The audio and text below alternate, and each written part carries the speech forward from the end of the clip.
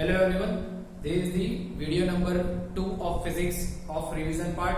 In previous lecture in video number 1 we have studied the cell and working of cell. Also we have studied the terminal voltage, okay, and EMF. In this video number 2, we will see the relation between drift velocity and current, or the relation between drift velocity and current density. First of all, we will see that the quantity current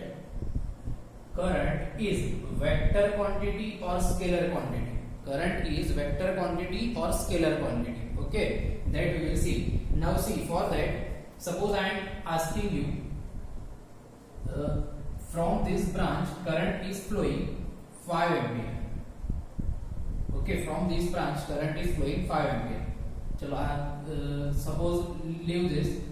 हम ऐसा मानते हैं कि in this branch current is flowing 3 ampere, in this branch current is flowing 2 ampere. Okay, the angle is 90 degree. Take this 4 ampere. Current is 90 degree between these two branch. Now tell me, what will be the direction of the current?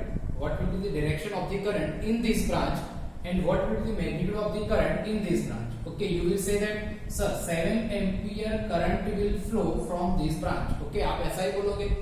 तो आपने यहाँ पे क्या किया, 3 और 4 का direct summation कर दिया. 3 और 4 का डायरेक्ट समेशन कर दिया, वेक्टर समेशन नहीं किया.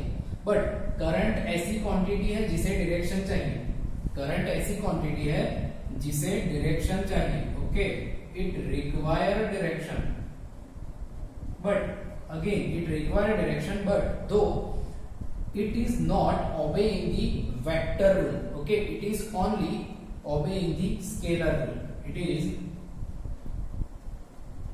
obeying scalar rule. Okay, so it is problem to decide that whether current is scalar or vector, because see, current require direction, and you know that if any quantity require direction, then it will be vector. Okay, but here current require direction, but it is obeying which rule? Scalar rule. See here, it is not obeying vector rule. So actually current is tensor quantity. Okay, actually current is tensor quantity. So quantity which require direction but obeying scalar rule, that is called the tensor quantity. But अगर आपको exam में पूछा जाए कि current कैसी quantity है और आपको ऑप्शन में दो ही ऑप्शन दिए हुए हो कि वेक्टर और स्केलर, तो आप लिखोगे scalar. Okay, not vector. Why? Because वो स्केलर रूल को ओबे करती है. ओके, तो ये एक इंपॉर्टेंट पॉइंट है कि करंट जो है वो स्केलर क्वांटिटी है. हाँ, एक्चुअली वो टेंसर क्वांटिटी होती है, डायरेक्शन रिक्वायर है, लेकिन वो स्केलर रूल को ओबे करती है. नेक्स्ट हम देखेंगे करंट डेंसिटी, क्योंकि वो आज के टॉपिक के लिए इंपॉर्टेंट है. करंट डेंसिटी को डिनोट करेंगे जे से. करंट डेंसिटी की फॉर्मूला क्या आएगी? I/A. Okay, that means current flowing from the unit cross section area. Current flowing from the unit cross section area, that is called the current density. Current density unit is ampere per metre square.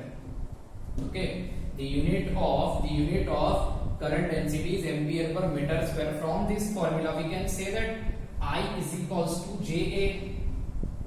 Okay, I is equals to JA, and here remember area is vector quantity, and also remember one thing, the current density is also vector quantity. Okay, current density is also vector quantity. Current is scalar quantity, but current density is vector quantity. So this current I is also written as J dot A. Okay, that means I is equals to JA cos theta. Here theta is 90. Suppose I is equals to J, then theta will be 90. Sorry, theta will be 0. Then this I will be JA. Okay, now why here there is cos theta and all these things I think you have studied in detail in your regular study, but I have recall you current density because we will require it in today's lecture. So this is the current and current density. Now we will derive the relation between drift velocity and current or current density. See, ये relation बहुत important, exam में कई बार पूछा जा चुका है। Okay, उससे पहले हम ड्रिफ्ट वेलोसिटी क्या है वो देखेंगे। तो देखो ड्रिफ्ट वेलोसिटी, सपोज ये कंडक्टर है, कंडक्टर में बहुत सारे फ्री इलेक्ट्रॉन्स होते हैं। तो सपोज हम एक फ्री इलेक्ट्रॉन के ले लेते हैं, ये कंडक्टर है, कंडक्टर के ऊपर कोई इलेक्ट्रिक फील्ड अभी प्रेजेंट नहीं है, there is no electric field, ये एक इलेक्ट्रॉन है। ओके, इलेक्ट्रॉन तो क्या करेगा, इलेक्ट्रॉन तो मूवमेंट में ही रहेगा क्योंकि वो तो फ्री है, ये फ्री इलेक्ट्रॉन है तो वो तो फ्री है मूव करने के लिए, तो मूव करेगा, ऐसे मूव किया, ऐसे गया, ऐसे गया, ऐसे आया, वापस ऐसे आ गया। ओके, तो after suppose T time, at T time electron at zero time, T is equals to zero time यहां से निकला था, लेकिन एट टी टाइम सपोज वो यहां पे आ गया, तब उसका नेट डिस्प्लेसमेंट क्या हुआ, इसका नेट डिस्प्लेसमेंट हो गया जीरो, तो उसकी वेलोसिटी भी क्या आएगी, उसकी वेलोसिटी भी आएगी जीरो। ओके, बट सपोज हम अब ऐसा कंडक्टर ले रहे हैं कि जिसपे ऊपर कुछ इलेक्ट्रिक फील्ड प्रेजेंट है, ये ऐसा कंडक्टर जिसके ऊपर कुछ इलेक्ट्रिक फील्ड प्रेजेंट है और यहाँ पे एक इलेक्ट्रिक फील्ड है, सॉरी इलेक्ट्रॉन है।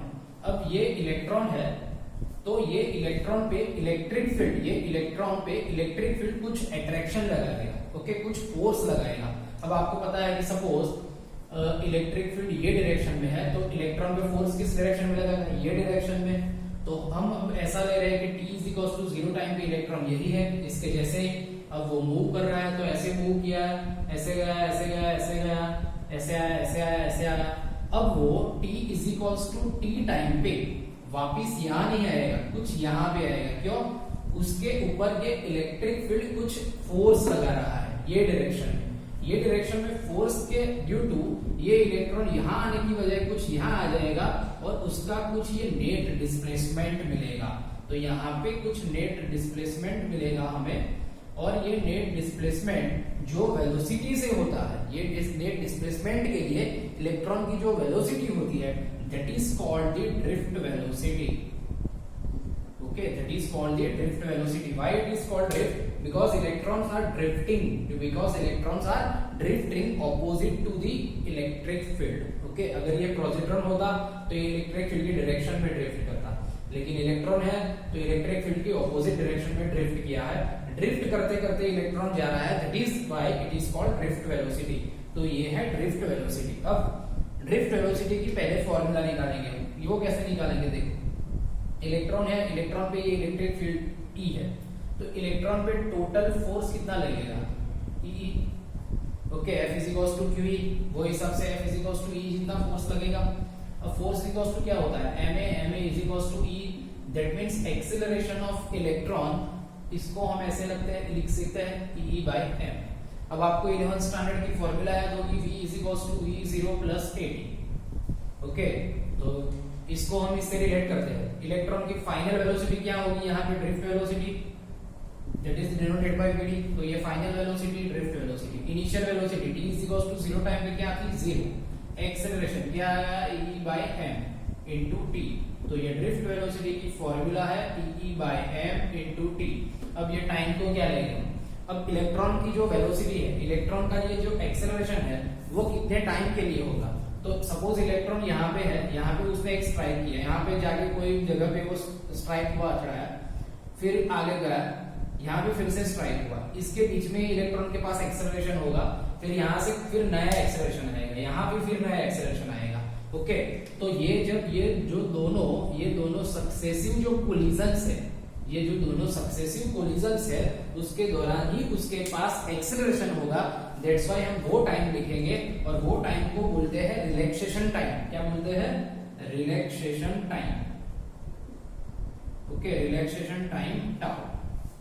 तो relaxation time tau means the time in between two successive collisions of electron। तो ये फर्स्ट कोलिजन, ये सेकंड कोलिजन, इसके बीच का जो टाइम होगा that is the relaxation time. तो यहाँ पे हम रिलैक्सेशन टाइम को इंट्रोड्यूस करें तो ड्रिफ्ट वेलोसिटी की फॉर्मूला आ जाएगी vd is equals to e by m into tau। ये टाइम t की जगह पे रिलैक्सेशन टाइम क्यों इंट्रोड्यूस किया, तो इतने ही टाइम के लिए एक्सेलरेशन होगा, फिर 0 हो जाएगा, फिर आएगा एक्सेलरेशन, 0 हो जाएगा, फिर आएगा, इसलिए हमने रिलैक्सेशन टाइम टाउ को इंट्रोड्यूस किया। ओके, सो ये है ड्रिफ्ट वेलोसिटी की फॉर्मूला। अब हम आगे देखेंगे। ओके, अब आगे देखने के लिए पहले ये जो है उतार लो या फिर पॉज करके उतार लो। अब हम रिलेशन डिराइव करेंगे। रिलेशन डिराइव करने में क्या है, सपोज हमने एक कंडक्टर मान लिया, ये एक कंडक्टर है। ओके, ये कंडक्टर का क्रॉस सेक्शन एरिया ए, इसका जो क्रॉस सेक्शन एरिया होगा वो सपोज ए है। इस पे इलेक्ट्रिक फील्ड है, तो ये डायरेक्शन में सपोज इस पे इलेक्ट्रिक फील्ड है। ओके, हम मान लेते हैं कि t is equals to 0 time पे, t is equals to 0 time पे कुछ इलेक्ट्रॉन यहाँ पे थे। इलेक्ट्रॉन कुछ यहाँ पे है, 1 2 3 4 5 राम श्याम सीता गीता, ऐसे कुछ इलेक्ट्रॉन यहाँ पे है। ये सारे इलेक्ट्रॉन जो कि t is equals to 0 time पे यहाँ पे थे।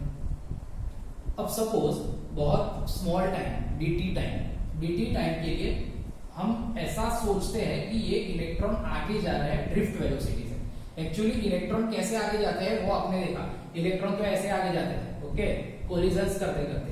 लेकिन हम ऐसा मान लेते हैं, हम अगर ऐसा मान ले, चलो ये कोलिजन करते करते आगे जाए तो भी इलेक्ट्रॉन के वेलोसिटी तो क्या होगा, ड्रिफ्ट वेलोसिटी।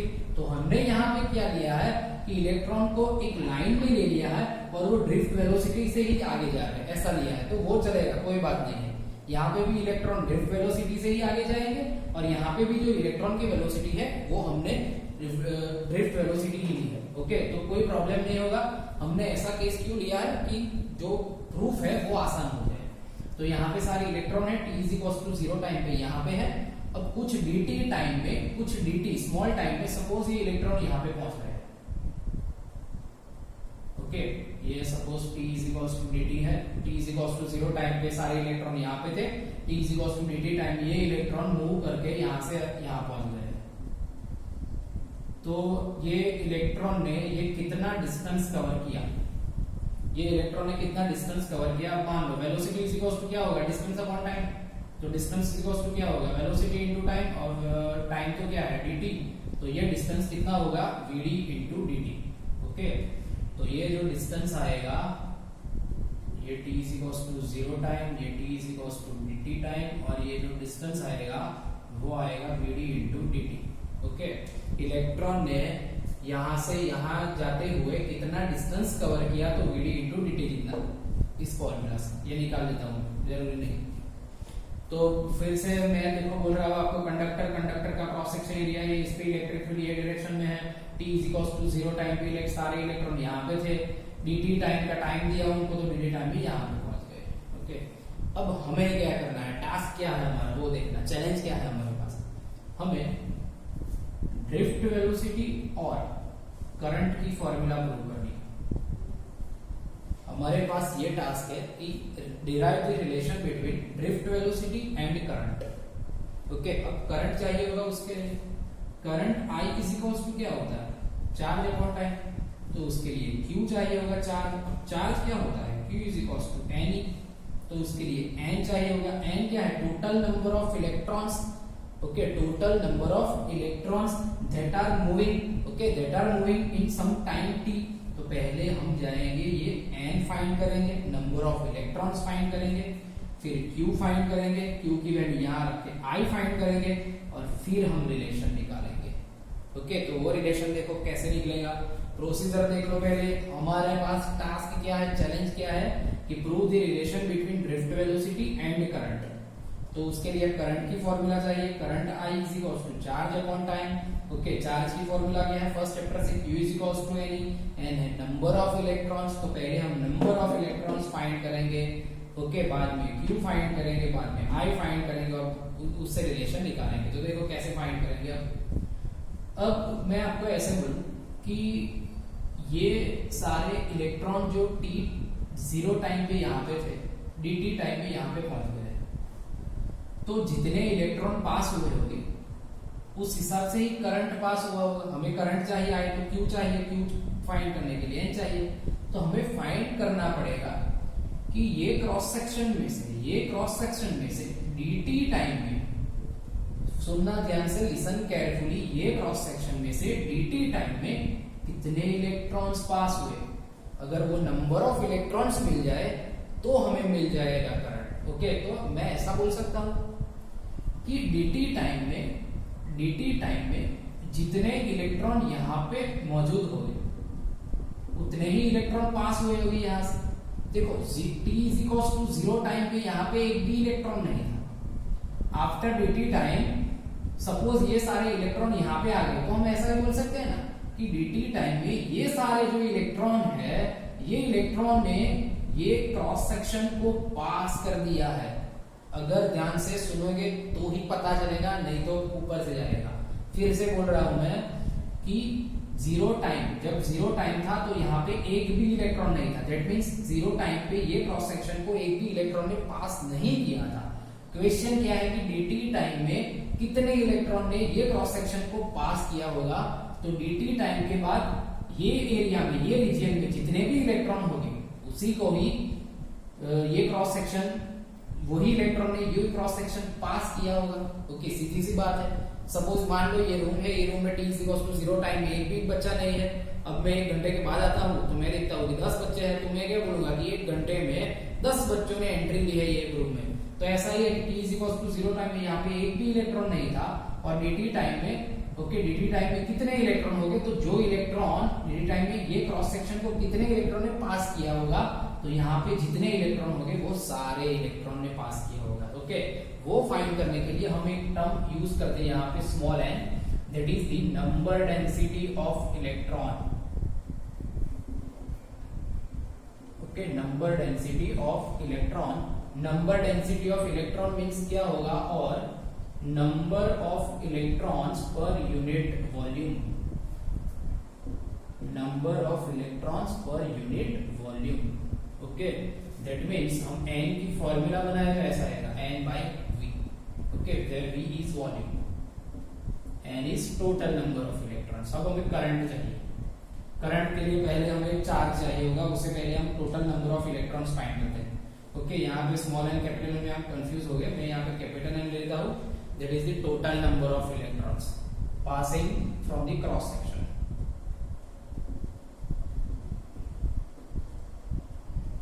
तो टोटल नंबर ऑफ इलेक्ट्रॉन्स चाहिए तो n into v, n per unit volume electron है, v वॉल्यूम। वॉल्यूम क्या आएगा, तो ये क्रॉस सेक्शन एरिया है और लेंथ v dt, तो वॉल्यूम आएगा n a v d dt। Okay, this are the number of electrons. Number of electrons मिल गए। ओके, ये n है क्या, तो टोटल नंबर ऑफ इलेक्ट्रॉन्स, देखो मैं यहाँ पे लिख देता हूँ, total number of electrons those passing through